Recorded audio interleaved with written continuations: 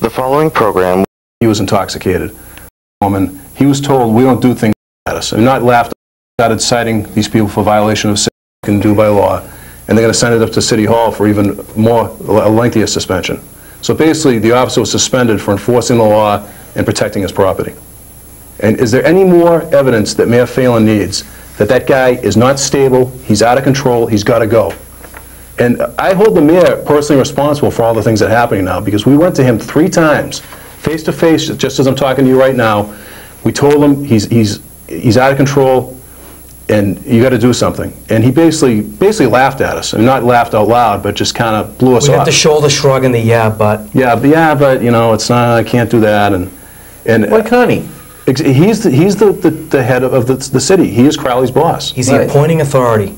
Yes, and the mayor right now is culpable, because the chief stands accused of a crime that's punishable by a jail sentence. Not only is he not taking any action against the chief, he doesn't even have a comment on it. When it hits the Ledger and the Herald, no comment. And no comment. But it was a teacher strike where everybody was loving the mayor because he was chasing the teachers. He got all kinds of comments. He was on every TV show, every radio station. Every station you turned on, you heard him. Oh, yeah. He had comments then. But now they're running and hiding. Basically, my opinion is he just doesn't want to admit that he was wrong. We told him, well, through his representatives, before Crowley was made chief, you're making the biggest mistake of your life if you make that man the chief of police. And he went ahead and did it anyway, and now he's reaping the rewards, so to speak.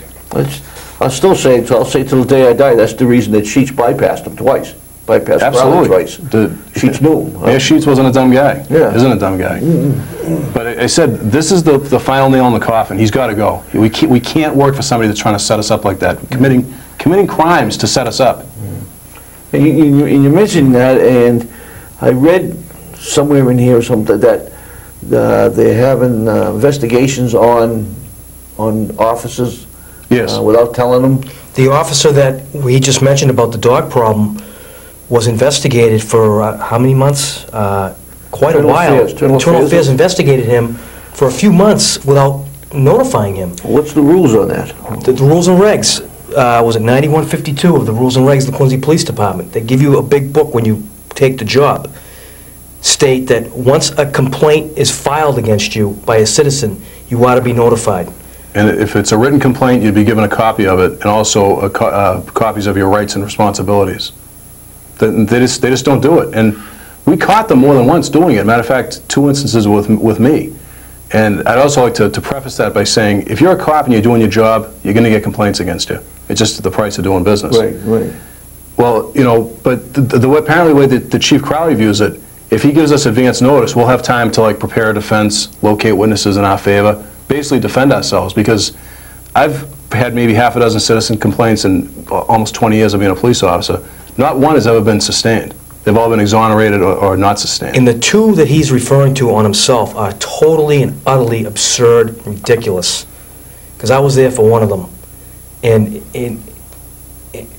basically these people they lied. They made up stories about how he handled a certain situation. And they didn't even give him the courtesy of notifying him. Right away, it was, their word is gospel and our word is mud. One officer received a report, you know, the complaint against you was not sustained. He's like, what is this about? He didn't even know he was being investigated. So we told them a couple of times, listen, knock it off. You got to notify us when you're investigating us. And it got to the point, I'm like, I've had it. I've warned them enough times, so we did a 2-pronged attack. We filed a grievance, which of course was denied at the chief's level, big surprise. And we also filed a workplace harassment complaint with Roberta Ketty, who's the Director of Human Resources. And the good thing is a grievance, they can just say denied at this level, and that's the end of it. Workplace harassment, she has to investigate it and issue a written finding. And I'm dying to hear their excuse why they're violating their own rules and regulations. And if they told the truth, they'd say, well, we can't get them in more trouble that way if we notify them. And that's the atmosphere they're working on. Our boss is committing crimes to set us up, to get arrested. Internal Affairs is doing these little secret squirrel investigations behind our back. You know, we're expected to deal with all that. Then the drunks and the junkies and the psychos out on the street. You can't do it. And let me tell you, because I happen to work on the day shift, so I'm around in the day, and because Bruce works at night. Their sole purpose, they think, the command staff of the Quincy Police Department, is to just target police officers. That's all you ever hear them talking about. That's all they seem to be ever doing for 8 hours a day, and that's not what their purpose is. It's to lead and to find more effective ways of policing. You know, obviously the discipline comes into that, but their sole purpose in their eyes is to catch us doing whatever. Yet they never really catch us doing anything wrong. I mean, granted, we're not perfect, but it's just you become almost. It's like we talk about. There's like the syndrome, Stockholm syndrome, where you start to believe that this is normal. Yeah. Guys, and you have newer guys coming on. We've been on, as I said, 13, almost 14 years. Got guys coming on 3, 4, maybe 5 years on the job. They think this is how it's supposed to be, and they believe it. And it's sad because you see these guys come on. They want to do the right. They want to do the right thing. They want to serve. They want to, protect the public, and they get so bitter and sour so quick. And this is all from Crowley telling these guys to do this investigation? It's all Chief Crowley. Crowley has his hand in every aspect of that department. He micromanages to a level that I can't even comprehend. But then he gets up at the council and plays dumb. Yeah. Oh, I don't know.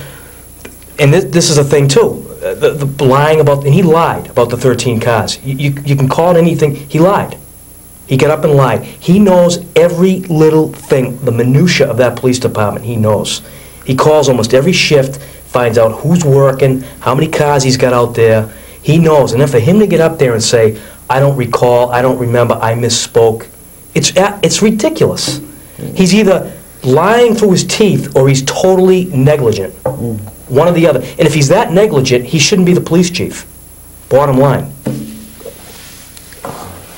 So so what exactly? And I'm not sure if I remember if you answered this, Bruce. What exactly is the protocol for when they're investigating you? Is that they have to tell you? If a complaint is filed against you, if it's a written complaint, you have to be provided with a copy of it. Okay. Yeah. If it's an oral complaint, you have to be provided with a written summation of it, and you also have to be provided with your rights and responsibilities. And they're not doing it, and they haven't been doing it. So we said we have a pending grievance, we have a pending workplace harassment complaint. How many officers have basically been suspended under Crowley? Been quite a few? Either fired or suspended, quite a few. How many have won their cases are? Well, Tim Kay's won his arbitration. He got reinstated to the department, and he's going to make over $1 million in his lawsuit easily. And the really ironic twist to it. When you say over $1 million, that's not back pay. That's no, that's totally separate for damages. So Crowley's cost the taxpayers already $1 million. And if I remember this Tim Kay's one, if we're talking about the same one, that's the one that was supposedly had been drinking, but he really wasn't, and they were trying to tell us. Wasn't the chief home in bed? Is that the one? Yes. He called from home in bed. He issued the order from his bedroom.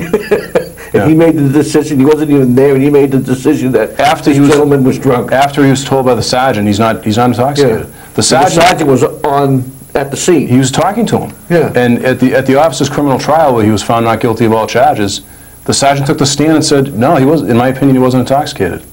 So, and then the thing with the probable cause hearing, the clerk threw it out. Crowley got reinstated, through the back door with the district attorney. And I'm not trying to blame the district attorney. I mean, he was asked by the chief of police to do something. He did it. I don't blame him. But good faith. Did it act? When he did that, he intentionally created the circumstances that led to the officer to be terminated. And it's a legal term called an intentional tort, which means he's on the hook personally for that. Because insurance won't cover a personal tort. And we're going to be watching, because the city of Quincy should not be paying for his intentional tort. We don't want to see any appropriations of funds for his intentional tort. He should pay that out of his own pocket. That money could be spent maybe buying a few more police cars, or helping buy a fire truck, or something other than covering for him. And Lieutenant John McDonough, who won a $550,000 judgment against the city, he was transferred to a different shift. They took his gun away for a couple of days and basically embarrassed him. Tim Kays was out of work for almost 2 years. And plus the public humiliation, his name was dragged through the mud. I'm sure people still refer to him, oh, that's a cop that got charged with drunk driving, even though he's found not guilty. I could be wrong, but I think the civil judgment, besides the back pay, which is probably close to $200,000, the civil judgment is going to be over $1 million. And Crowley's on the hook personally for part of that. There's 12% annual interest on this